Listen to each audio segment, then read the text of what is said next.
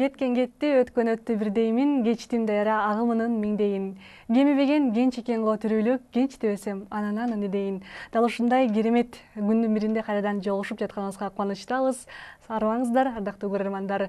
Бүгүнкү биздин темабыз энелер мектебинин турмуш сабактарынын негизги темасы 5 жашка чейинки наристени туура тарбиялоо. Мен ойлойм, бүгүнкү ушул кыздарыбызга, болочок энелерге бул албетте бир асыл сабак болот деген ишеничтебиз. Ал эми бүгүнкү биздин сабагыбыздын ушул баштоочусу, бүгүнкү биздин лекторубуз Гүлзат Алиева, философия илимдеринин кандидаты, доцент. Ошондой эле биздин сүйүктүү эжебиз Жүндүбаева Кенже эжекебиз. Ал эми бүгүнкү сабактын катышуучулары Жусуп Баласагын атындагы Кыргыз Улуттук университетинин Кыргыз филологиясы факультетинин айымдары, студенттери болмокчу. Гүлзат эже, сөз сизде. Рахмат, чоң. Мен бүгүн келечектеги энелерди, бүгүнкү жакшынакай кыздарыбызды наристени тарбиялоо боюнча бир кызыктуу маалыматка көңүлдөрүм бургум келип жатат да. Философия илиминин, бүгүнкү заманбап философия илиминин өнүгүшүнө австриялык психотерапевт Зигмунд Фрейд деген адам чоң салымын кошкон да. Ал адамдын пикири боюнча инсандын калыптануусундагы өзгөчө маанилүү этап болуп, бул жаңы төрөлгөн мезгилден баштап 5 жашка чейинки мезгил чоң мааниге ээ экен да. Анан бул киши айтканда, негизги инсандын калыптануусундагы эң чоң фактор болуп, бул либидо эсептелет дейт да. Эми либидону орусча которгондо бул биологическое влечение деп которулат, а кыргызча которгондо биологиялык тартылуу, биологиялык рахат алуу дегенди билдирет да. Бул адам, бул доктор Фрейд инсандын 5 жашка чейинки калыптануусу негизги 3 этапты басып өтөт дейт да. Биринчи этабы бул аралдык стадия деп аталат, оралдык стадия. Бул этап бала төрөлгөндөн баштап 1,5 жашка чейинки мезгилге чейин созулат. Бул этапта адамдын либидосун, адамга биологиялык рахат тартуулоонун негизги булагы болуп, бул эненин сүтү саналат экен да. Ошо бала эненин сүтүн кабыл алуу аркылуу бир чоң биологиялык рахатка батат экен да. Эгерде энеси ошо немени сүтүн бербей, өзүнүн сүтүн бир жасалма азык түлүктөр менен алмаштыра турган болсо, бала ошо энесине протез көрсөтө баштайт экен да. Анткени бала ошо энесинин сүтүн каалап жатат да. Энеси болсо өтө уялчаак, өтө маданияттуу болуп, же болбосо кандайдыр башка себептерден улам ошо өзүнүн сүтүн бербей, жасалма сүттөрдү берип атат да. Доктор Фрейдтин пикири боюнча, бул жасалма тамактануу баланы аралдык травмага алып келиши мүмкүн дейт да. Аралдык травманын 2 түрү болот экен. Бул эрте аралдык травма жана кеч аралдык травма дегенчи. Эрте аралдык травма баланын тиши чыкканга чейин мезгилге байкалат да. Эгерде ушул мезгилде энеси сүт бербей, жасалма тамактандырууга өткөрүп жибере турган болсо, бала жасалма түрдө биологиялык рахатты алууну көздөп баштайт да. Башкача айтканда, ал тырмагын тиштеп баштайт, бармагын соруп баштайт, же болбосо оозуна оюнчуктарды салып ошону тиштегилеп баштайт да. Анан агрессиясы күч алат, мындай балдар ыйлаак болот, температурасы көтөрүлөт, андан сырткары тамакка табити тартпай калат да. Анан кадыресе адамдар айтышат, бул бала жөн эле тиши чыгып атат депчи. А Фрейдтин пикири боюнча тиши чыккан жок, ал ошо өзүнүн аралдык травма менен байланышкан биологиялык рахат алуусун каалап жатат да. Мунун натыйжасы эмне болуп саналат? Эми доктор Фрейдтин пикири боюнча, адамдын аң сезимин бир океан сыяктуу элестетип турган болсок, биздин аң сезимибиз, түшүнүп аткан азыркы бүгүнкү күндө дүйнөнү кабыл алып аткан нерсебиз, бул айсбергдин ошо океандын үстүнөн чыгып турган гана кичинекей бөлүгү болуп саналат да. А экинчи бөлүгү болсо, бул предсознание деп коет орусчасычы, кыргызчасы болсо бул көмүскө аң сезим деп аталат. Көмүскө аң сезим бул биздин турмушта болгон, бирок бүгүнкү күндө унутуп калган нерсебиз кирет да. Көбүнчө маалыматтар ушу көмүскө аң сезимде сакталып калат да. Мисалы үчүн биз деген 2 класстан математикалык же көбөйтүүнүн таблицасын жаттаганбыз. Мен мисалы үчүн сиздер бүгүнкү күндө 2 жерде 2 канча экенин унутуп турасыңар, анткени мен силерге ал жөнүндө сураган жокмун. Бирок 2 жерде 2 канча дегенде силер мындан 10 жыл мурдагы кабыл алган информацияны көмүскө аң сезимден суруп чыгасыңар да. 2 жерде 2,4 деп. Же болбосо Париж кайсы мамлекеттин борбору деп сурасам, силер бул жөнүндө буга чейин эстебей тургансыңар, а бирок муну 8-класстан кабыл алгансыңар, мында 5 жыл мурда деп коелук, бирок Париж Франциянын борбору деп дароо эстейсиңер. Бул көмүскө аң сезим деп коет да. Эми мындай информация бизде көп да, эстетип койсо эле силер эстей бересиңер. Мисалы үчүн жанагы соттолуп жаткан адамды деле жана тергөөчү ошо көмүскө аң сезимдеги информацияны, маалыматты суруп алганга аракет кылат да. Анан үчүнчү бөлүгү айсбергдин түптүз болгон тетиги түбүндө жаткан бөлүгүн орусчасы подсознание деп коет, кыргызчасы болсо көрөңгү аң сезим деп аталат да. Көрөңгү аң сезим ошо биздин 5 жашка чейинки болгон биздин өмүрүбүздө болуп өткөн маалыматтар. Бүгүнкү күндө аны биз эч кандай эстей албайбыз, бирок ал биздин кыймыл аракетибизде байкалып турат да. Ошол мисалы үчүн биздин кичинекей наристенин тиши 6 айынан баштап өсүп баштайт. Биз төрөлгөндөн баштап 6 айга чейин эмне болгонун азыр эстей албайбыз. Ал информацияны же гипноздун жардамы менен эле эстешибиз мүмкүн, же болбосо кандайдыр өзгөчө бир медициналык каражаттардын жардамы гана эстебесек, а так эстей албайбыз да. Анан ошо аралдык травма биздин кыймыл аракетибизде кандай көрүнүшү мүмкүн да? Эгерде ошо 6 айга чейин энебиздин сүтү менен тамактанбай калсак, ал ошондой аралдык эрте травмага учурап калган балдар кийинчерээк тамеки тарткысы келип баштайт. Кандайдыр бир турмуштук оор жагдайга туш болгондо ал өзү түшүнбөй туруп эле ошо тамеки тартып, ошону менен ошо жанагы чыңалуусун, психологиялык чыңалуусун чечүүгө аракет кылат да. Же болбосо булимия деп коет да. Бул медицинанын терминине айтканда булимия, орусча айтканда обжорство деп коет, кыргызча айтканда мындай эмне деп коет, жана тамакты көп жөө, соргоктук. Кээ бир адамдарды немеден, үстөлдөн тарта албайсың да, тамактан тарта албайсың. Курсагы жаңы эле тойду, бирок кайра эле тамак ичкиси келе берет да.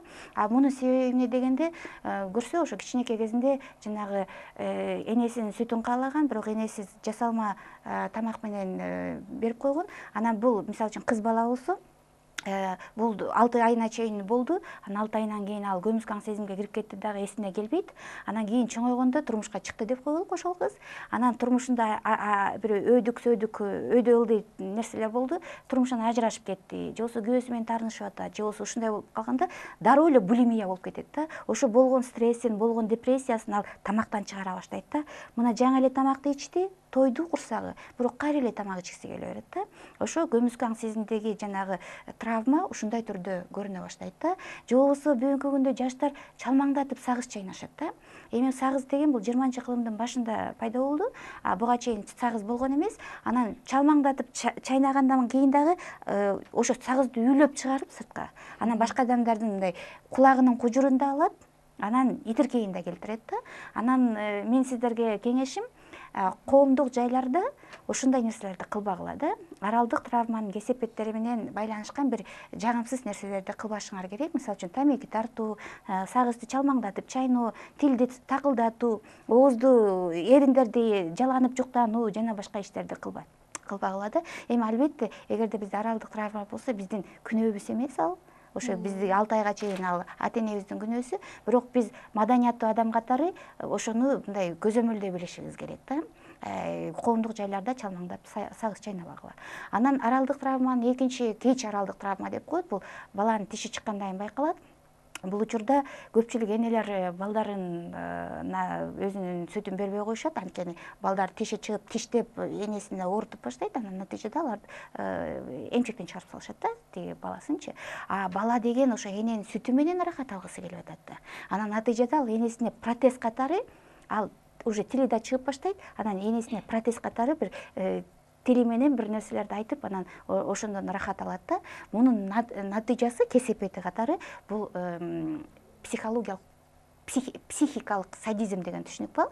Психикалык садизм деген түшүнүк бул башка адамдарга бир жаман сөздөрдү айтуу менен ошонун ырахат алуу да.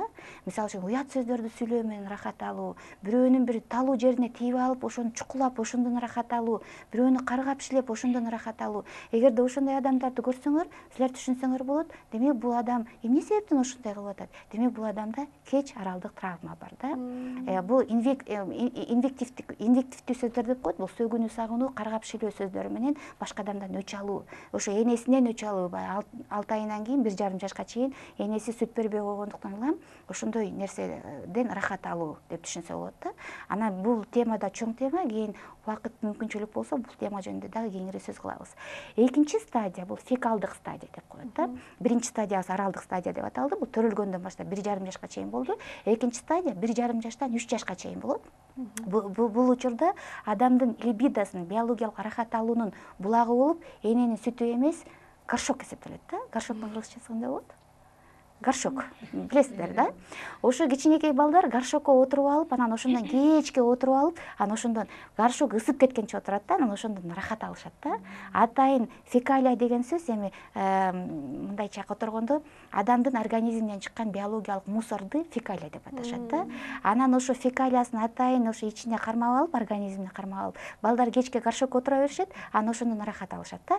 Эми ушул 1,5 жаштан 3 жашка чейинки мезгилдеги ата-эненин чоң милдети бар да. Ата-эне баласын маданиятка үйрөтүш керек да. А маданиятка үйрөтүү горшокко отургузуудан башталат да. Ошо горшокко туура отургузууну үйрөтүүдөн башталат. Ушул учурда 1,5 жаштан 3 жашка чейинки мезгилде балдарда өзүн өзү баалуу, өзүн өзү өз алдынча болууга мындай каалоотулук тилек күч алат да. Мисалы үчүн бала деген тийбе өзүм ичем, тийбе өзүм кием деген сөздөрдү айтып баштайт да. Эгерде ушул учурда ата-энеси ошо баланын өз алдынчалуулугун же болбосо өзүн сыйлоосун мындай орой формада басынтып, бир уруп согуу аркылуу же болбосо бир тилдөө аркылуу горшокко отургузууга үйрөтсө, балдар фекалдык травмага учурап калышы мүмкүн да. Анын себептери, кесепеттери дагы абдан көп, бирок өтө ашынган кесепети катары бул өнөкөткө айланган энурез деп атаса болот. Энурез деген эмне? Энурез деп бала дайыма төшөгүн булгап коет да. Эртең менен ойгонгондо бала дайыма суу болуп ойгонот да. Анан бул доктор Фрейдке чейин ойлошкон, бул энурездин, өнөкөткө айланган энурездин негизги себеби бул физикалык факторлор болушу мүмкүн деген да. Бала сууну көп ичип алды, бөйрөгүнө сук тийип калды, же болбосо жеңил кийинип эшикке жүрүп сук тийип калды жана башка деп ойлошкон да. А доктор Фрейд айтат, жок, бул өнөкөткө айланган энурездин негизги себеби болуп физикалык факторлор эмес, психикалык факторлор эсептелди дейт да. Анткени айрым эми балдардын 5 жашка чейинки балдардагы энурез бул табигый көрүнүш. Баарыбыз эле ошол стадияны өткөнбүз да. А бирок кээ бир адамдарда өнөкөт энурез турмушунун аягына чейин, өмүрүнүн аягына чейин уланып кетет да. Анан ошолорду изилдеп отуруп, Фрейд айтат, бул энурезге, өнөкөт энурезге алып келген себеп болуп баланын өзү эмес дейт, ата-энеси күнөөлүү дейт да. Анткени ошо биринчи жолу ошо төшөгүн булгап койгондо ата-энеси баласын катуу уруп койгон, катуу жазалап койгон. Натыйжада жана коркуу сезими, көмүскө аң сезимге түшүп кеткен дагы, бала ошол биринчи жолку ата-энесин жазалаганы эсинде жок, бирок баягы уктап жатканда ошо көмүскө аң сезимдеги маалымат ойгонуп, анан бала улам ошо энурезди кайталай берет да. Анан ушул энурезге байланыштуу бир мисалдарды келтирсем да, себеби силер да келечекте энелерсиңер, силердин балдарыңарда мындай энурез болбошу керек да. Кыргыздын балдарында мындай нерселер болбошу керек. Ошо доктор Фрейд бир мисалды келтирет да. Мага бир өтө дөөлөттүү үй бүлөдөн аксөөк адамдар кайрылышты дейт да.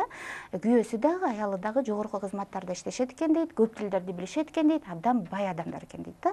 Ошонун жалгыз уулу бар экен дейт. Ал уулу 12 жашка чыгыптыр дейт. Бул уулу ошол үй бүлөнүн сыймыгы экен дейт. Анткени бала таланттуу төрөлүптүр.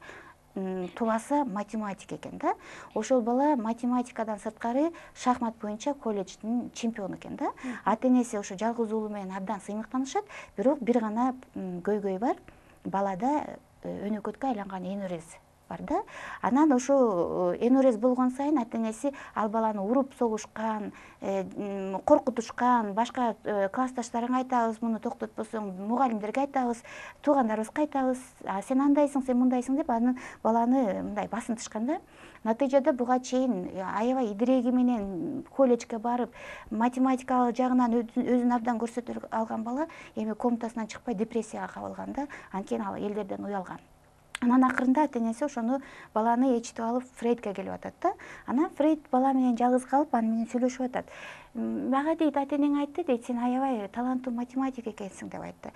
Сага кайсы математикалык тема жагат десе, бала айтып атат, мага геометриялык прогрессия жагат дейт. Анан тиги Фрейд айтып атат, мен эми математик эмесмин да дейт, мен врачмын. Сен мага түшүндүрчү, геометриялык прогрессия деген эмне десе, бала түшүндүрүп атат да. Геометриялык прогрессия, мисалы үчүн 2-ге 2-ни кошсоң 4 болот. 4-ке 2-ни кошсоң 6 болот, бул арифметикалык прогрессия дейт да.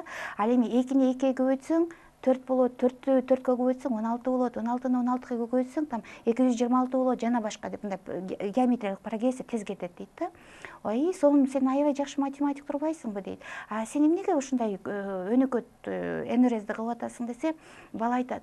Мен эртең менен ойгоном дейт. Эртең менен ойгонсом эле мен татынакай, өтө билимдүү, өтө көп тилдерди билген, өтө маданияттуу апам мени деген жаман көз менен карап турганын түшүнөм дейт. Анткени менин төшөгүм булганып калды дейт да. Анан мен ошондой маданияттуу апамды көргөндөн көзүнө мындай тикке карагандан уялам дейт да. Анан апам мени күн сайын урушат дейт. Коркутат. Эгерде мен ошону токтотпосом, мен классташтарыма айтып салам деп коркутат, мугалимдериме айтып салам деп коркутат дейт да. Анан апам деген мага деген үстүмө жылуу кийимдин баарын кийгизип салат дейт. Мен кийгим келбейт ал жылуу кийимди дейт да. Мен ошо жылуу кийимдерди кийип алып мектепке барсам, балдар менен шылдыңдайт дейт. Андан сырткары апам мени суу ичпе деп айтат дейт. Мен суусайм, бирок көп мезгилден бери суу ичпесем деле баары бир менде энурез кайталана берет дейт да. Анан ошондуктан мен деген комнатаман чыккым келбейт. Мен элдерден уялам дейт. Ошондо Фрейд айтып атат. Кел экөөбүз ойнойлук дейт. Анан бала айтып атат. Ал эмнеде болгон оюн десе, Фрейд айтып атат. Бул геометриялык прогрессия деген оюн дейт. Анда бала сурап атат. А бул оюндун маңызы кандай десе айтат. Эми мен сага врач катары айтайын дейт. Бул сенде өнөкөт энурез болуп атыптыр. Эми муну дарылаш өтө кыйын дейт да. Ошондуктан сен бул өнөкөт энурезден акча табуунун жолун тап дейт да. Анткени сенин ата-энең абдан бай, сен да ошо бай ата-энеңдей бай болгуң келет, ошондой чоң кызматты ээлегиң келет бесе ооба дейт да. Анда мындай кылалык дейт. Бүгүн сенде деген баары төшөгүңдү булгап ойгоносуң дейт. Эгерде төшөгүңдү булгап ойгонсоң, мен сага $5 берейин дейт. $5 берейин дейт. А эгерде эртең да булгап ойгонсоң дейт. Бирок мен сенин күн сайын төшөгүңдү текшерип турам дейт да.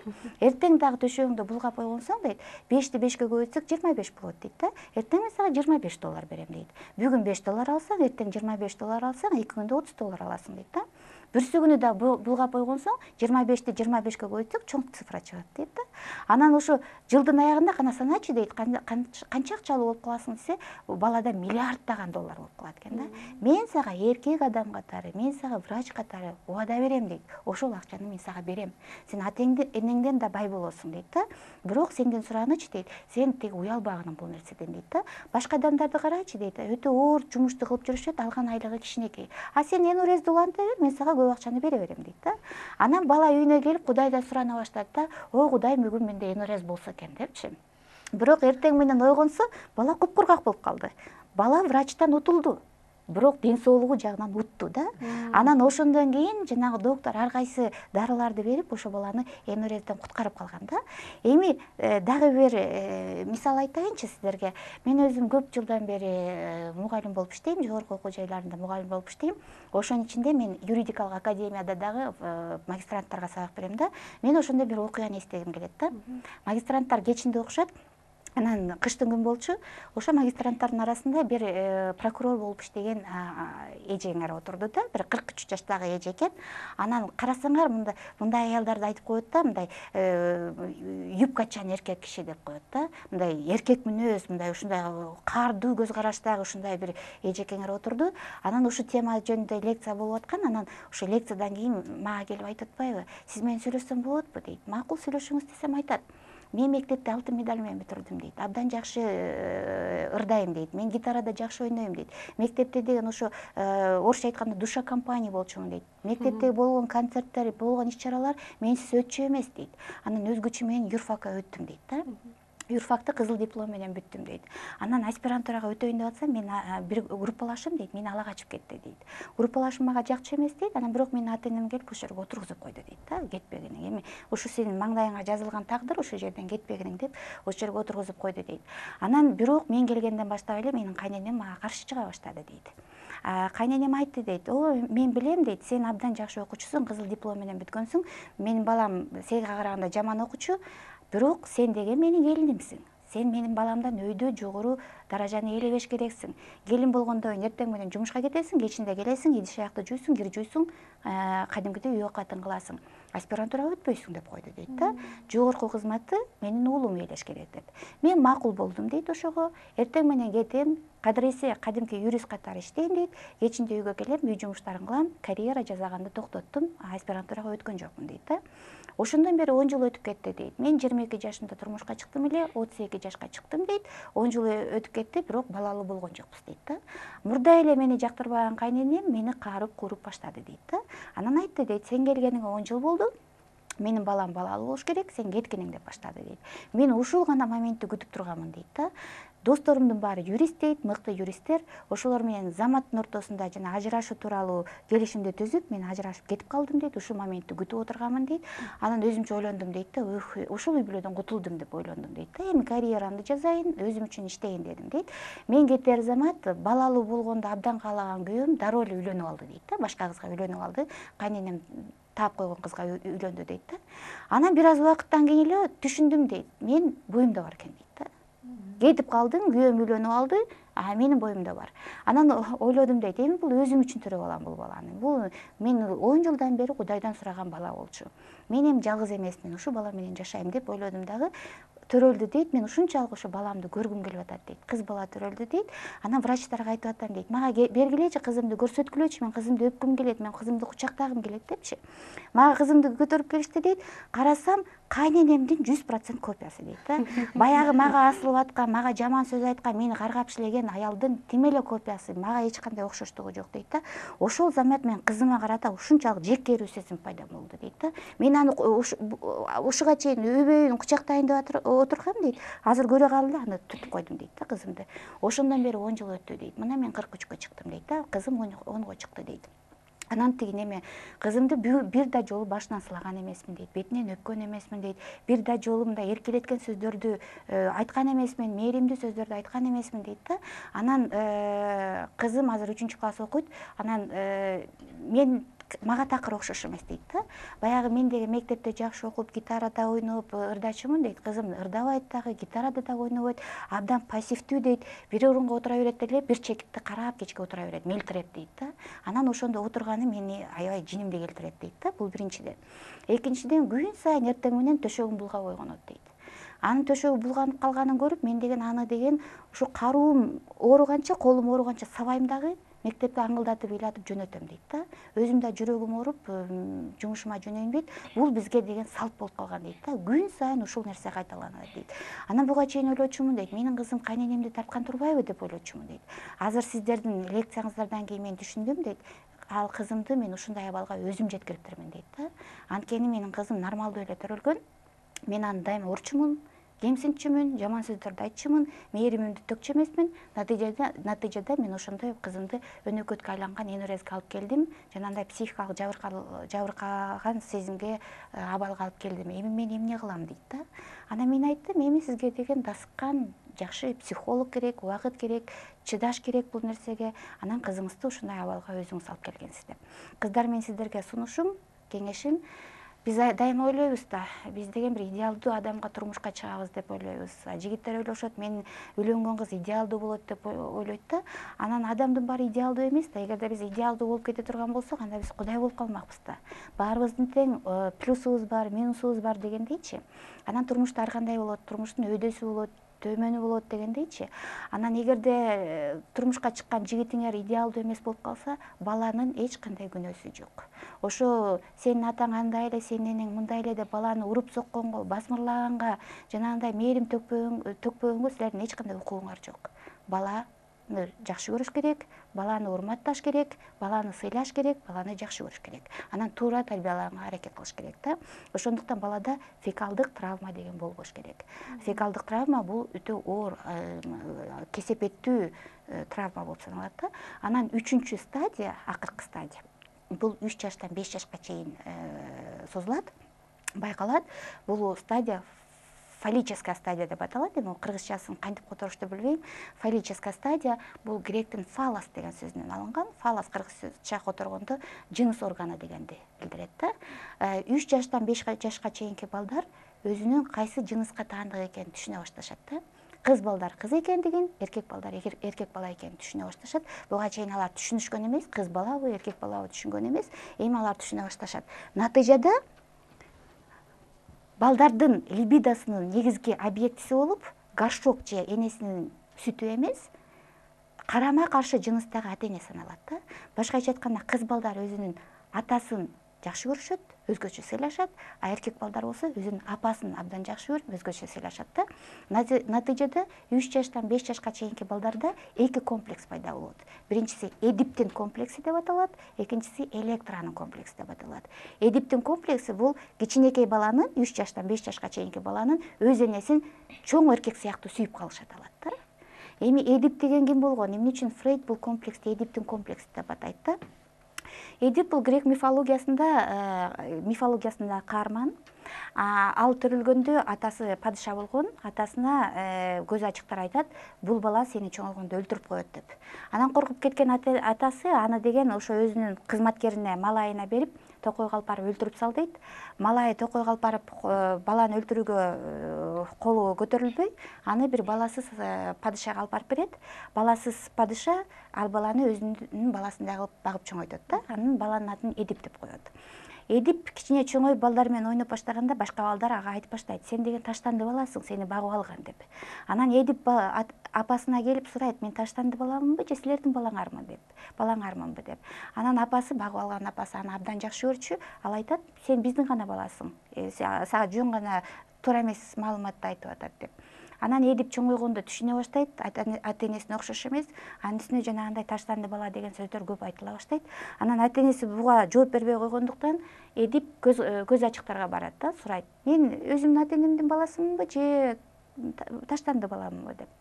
Буга көз ачыктар жооп бербейт. Алар айтышат: "Эдип, сенин тагдырың өтө оор, анткени сен өз атаңды өлтүрүп, өз энеңе үйлөнөсүң" деп. Анан Эдип баккан ата энесин өзүмдүн ата энем экен деп түшүнүп, ушул көз ачыктардын сөзү келбеш үчүн өзүнүн шаарын таштап башка шаарга качып жөнөйт. Анан жолдон бир аксакал адамга жолугат, экөөнүн ортосунда бир чыр чыгып кетип, жаш күчтүү Эдип бир сокку менен баягы абышканы өлтүрүп салат да. Ал башка шаарга келсе, жана өлгөн абышка ошол шаардын падышасы экен.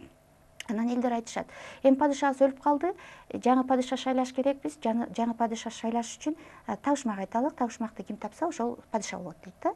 Анан табышмакты Эдип табат дагы, ошол шаардын падышасы болуп калат. Ошол шаардын мыйзамы боюнча жаңы падыша эски падышанын, мурунку падышанын жесирине үйлөнүш керек болчу экен да. Жесир талаада калбаш үчүнчү. Анан баягы жесир аялга үйлөнөт, анан көп жылдар өтөт, анан баягы шаарды чума каптай баштайт да. Бир оор, катуу жугуштуу оору каптап, элдин баары кыйналып баштайт. Анан Эдип баягы көз ачыктардан сурайт да: "Бул эмне болгон оору" депчи. Мунун себеби эмне десе, көз ачыктар айтат: "Ушу биздин шаарга" дейт, "өтө оор кылмыш жасаган адам келиптир, сен ошону тап" Эдип дейт.